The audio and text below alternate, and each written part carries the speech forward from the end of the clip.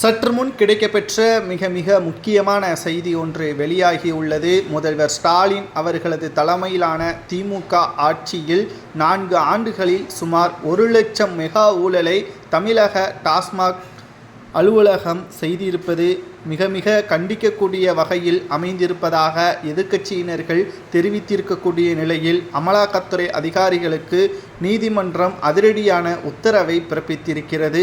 முதல்வராக இருந்தாலும் கூட அவரது வீடு, அலுவலகங்கள், குறிப்பாக பண்ணை வீட்டில் சோதனைகளை நடத்தலாம். அதற்கான சாட்சிகளும் ஆதாரங்களையும் கைப்பற்றும் பட்சத்தில் கைது நடவடிக்கையும் மேற்கொள்ளலாம் என்ற தகவலையும் தற்பொழுது நீதிமன்றம் தெரிவித்துள்ளது.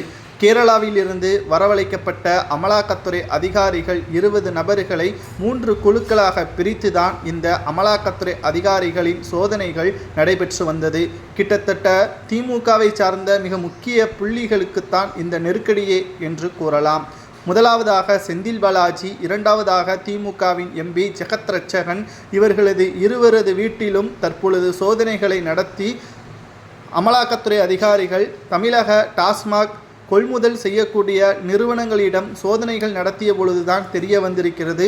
ஜெகத் ரட்சகன் நடத்தக்கூடிய டாஸ்மாக் ஆலையில் இருந்துதான் பல கோடிகளுக்கான மதுபானங்களை வாங்கியிருப்பதாகவும், வாங்கக்கூடிய அந்த மதுபானங்களுக்கு சரியான வரியை செலுத்தாத காரணத்தினால் மத்திய அரசிற்கு மிகப்பெரிய துரோகத்தை தமிழக அரசு செய்திருப்பதாகவும், மேலும் குறிப்பிட்ட அளவுதான் மதுபானங்களை விற்பனை செய்ய வேண்டும், ஆனால் இவர்கள் கள்ள முறைப்படி, அதாவது கள்ள மார்க்கெட்டில் மதுபானங்களை வாங்கி அதை டாஸ்மாக்குகளில் மறைத்து விற்கப்பட்டதன் காரணமாகவே சுமார் 50,000த்திற்கு மேற்பட்ட கோடிகளை இவர்கள் ஊழல் செய்திருக்கிறார்கள் என்றும், ஆக மொத்தம் 1,50,000 கோடி மெகா ஊழலை செய்து தமிழகத்தில் மத்திய அரசு வஞ்சகம் செய்கிறது என்று ஸ்டாலின் அரசு தெரிவித்திருக்கிறது. இவ்வளவு கோடிகள் எங்கு பதுக்கி வைத்திருக்கிறார்கள்? யாருக்கெல்லாம் தொடர்பு இருக்கிறது? இந்தியாவை திரும்பி பார்க்கக்கூடிய வகையில்தான் தமிழகம் தற்பொழுது அமைந்திருக்கிறது. ஸ்டாலின் அவர்களது ஆட்சியே இப்படி இருக்கிறது. இவர்களது தந்தை ஆட்சியவே மிஞ்சிவிட்டார் என்றும் சமூக வலைதளங்களில் கூறப்படுகிறது.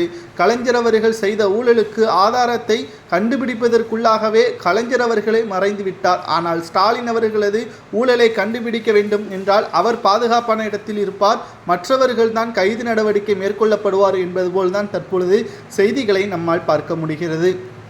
அமலாக்கத்துறை அதிகாரிகள் வீடு புகுந்து முதல்வர் ஸ்டாலின், அவரது மனைவி, குறிப்பாக செந்தில் பாலாஜியின் உறவினர்கள் அனைவரையும் கைது செய்து என்ன தண்டனை வழங்கலாம் என்பதை உங்களது கருத்துக்களை கமெண்ட் வாயிலாக கூறுங்கள்.